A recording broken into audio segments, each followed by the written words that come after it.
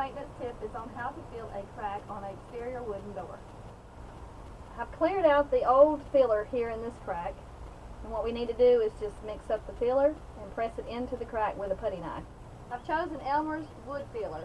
It is tinted in cherry because we're going with mahogany stain, and you have to mix this before you apply it. You'll need to snip off the end to open the tube. This particular brand you have to knead before you apply it to your project. I just did. Just mix it up a little bit. You want to press it into the cracks.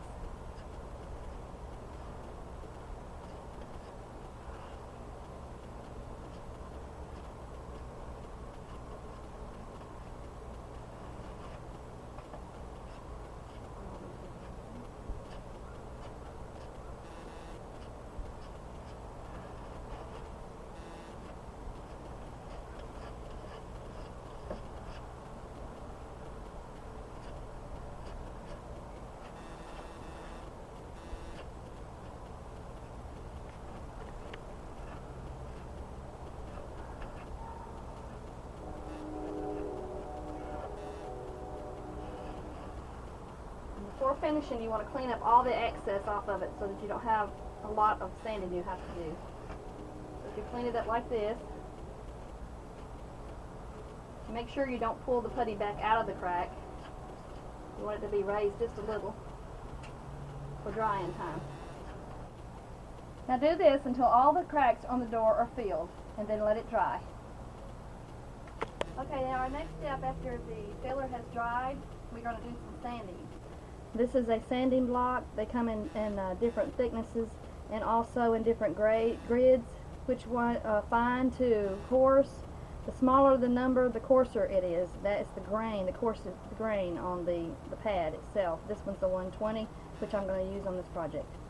Okay, I'm getting ready to sand this door. We're going to sand the filler that we had put on here. It has dried over a period of time. And as you see here, the groove that here we have around the glass, you can use the side of the sponge to make that easier job and push it in, and it kind of fills into the filler of the crack, so that it makes the job a lot easier. See, as I sanded the groove, I pressed the pad into the high and low areas so that it sands off the filler. Makes it smooth.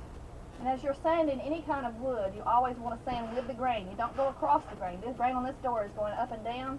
You want to keep your sanding going this way. If you go that way, you'll scratch up the wood and it'll show. So always go with the grain. Okay, now the next step after we've sanded the door and got it with all the sanding that we want to get done, we want to clean it up, clean all the dust off of it. Then you use a tack cloth. A tack cloth is usually made like with a gauze material, and is made has resin on it, so it makes it tacky. I'll open it up and show you what it looks like closer. As you use this on the wood, it picks up the dust and particles. When you're cleaning the door, you also want to start from the top going down. Make sure you clean all the grooves off so that you are getting all the dust out of the crevices, even in the curved areas, and down at the bottom in the corners of the door, because you don't want to stain over that because it will look rather nasty. I'm at the stage now where I'm cleaning up the door and cleaning the dust off with a tack cloth. So just rub the door down just as if you're polishing it with wax. Dust out all the crevices and the flat areas, because it is also dusty as well.